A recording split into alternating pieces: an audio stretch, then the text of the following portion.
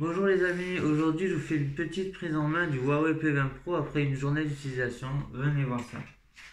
Alors déjà je vous présente l'Always Display On qui veut dire écran toujours allumé. Comme c'est un écran OLED, je rappelle les écrans OLED n'ont pas de rétroéclairage complet, chaque pixel crée sa propre lumière, ça consomme très peu de batterie. Et si on veut l'enlever, il suffit de le retourner quand l'écran est sur une surface, dans la poche ou autre. Dans un sac, le display on s'éteint donc il ne consomme zéro batterie.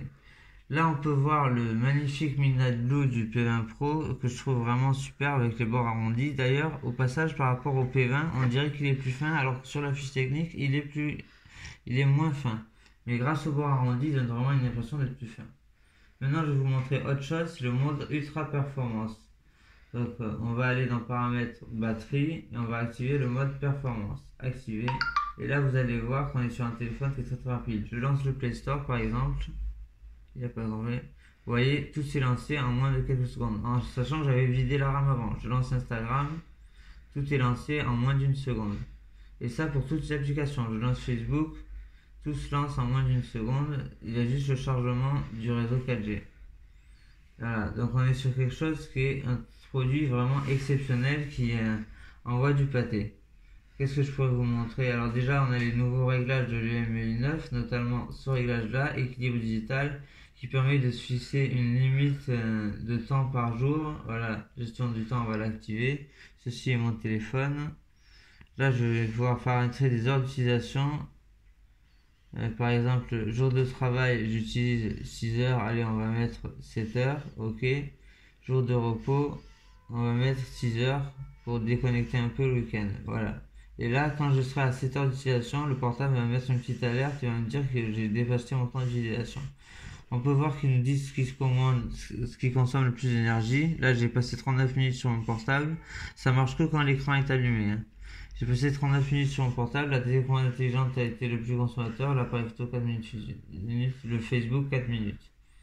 Voilà pour les petites fonctionnalités d'IMEI 9. Qu'est-ce qu'on a d'autre à vous présenter? Déjà, je vais présenter la qualité de l'écran sur une vidéo 1080p sur YouTube. Voilà, YouTube qui se lance assez rapidement. Juste le temps de réseau de chargement de la 4G. On va chercher vidéo. Si ça va écrire, ce serait mieux. Vidéo. On va faire FHD+. On va voir si on en trouve. 4K, 8K, P20 Pro, FHD plus simple, voilà. Une vidéo prise par le P20 Pro apparemment, donc ça va être assez sympa. J'enlève mon petit Messenger, je mets en plein écran et là vous allez pouvoir admirer la qualité de l'écran. Je suis pas sûr que c'est mis en 80p, c'est ce qu'il me semblait. On va le remettre en 1080p et remettre la vidéo du début. Attendre qu'il charge. Ah, les chargements, c'est toujours les trucs chiants. Il est en 4G, mais quand il n'y a que 2 barres, c'est légèrement lent. J'en profite pour parler de ce portable. Moi, j'en suis pas déçu du tout. Je vous présenterai un comparatif photo. Ah voilà, la vidéo se lance, je vous parler en même temps. Je vous présenterai un comparatif photo d'ici un jour ou deux. Et vous verrez qu'en réalité, par rapport au P20, il prend réellement de meilleures photos et surtout avec une colorimétrie bien plus ajustée. C'est-à-dire que les couleurs sont bien plus réelles que sur le P20.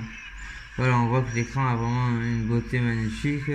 Il a un bon piqué et en 6,1 pouces, moi je trouve que c'est parfait. Le pouce va partout sur l'écran. On peut voir la stabilisation optique. Je peux même vous montrer une photo prise par le P20 Pro pour vous montrer que c'est pas des conneries. On va aller sur Huawei Vidéo qui va évidemment se charger en quelques secondes. Voilà. Huawei Vidéo, il faut savoir c'est une des applications les plus lentes à charger. On va aller sur l'appareil photo et je vais vous montrer la dernière vidéo que j'ai prise avec cet appareil photo. Non. Voilà. Une vidéo on peut voir que la stabilisation optique couplée à la stabilisation optique couplée à la stabilisation numérique donne un résultat très convaincant. Ça ne bouge presque pas, on dirait que je suis posé sur des rails, quoi. Ça bouge vraiment à peine. Et la qualité est vraiment au rendez-vous. Voilà. Après, qu'est-ce que je peux vous montrer d'autre? À part la vidéo et la photo. La photo, justement, puisque je vous en ai pas montré. On va aller dans la galerie, on va aller voir les quelques photos que j'ai prises aujourd'hui, que je vous mettrai en lien vers OneDrive pour que vous puissiez les voir en plein écran. Voilà, vous voyez, ça c'est une photo 40 mégapixels sur laquelle on peut zoomer vraiment pas mal du tout, quoi. Voilà. Évidemment, quand on zoome, c'est moins beau, mais quand on va prendre la photo en entier, vous voyez que j'ai pu zoomer vraiment énormément. Là, on a une vidéo, là on a des photos prises au jardin des plantes. Voilà, d'autres photos, des photos, encore des photos. Voilà pour les photos.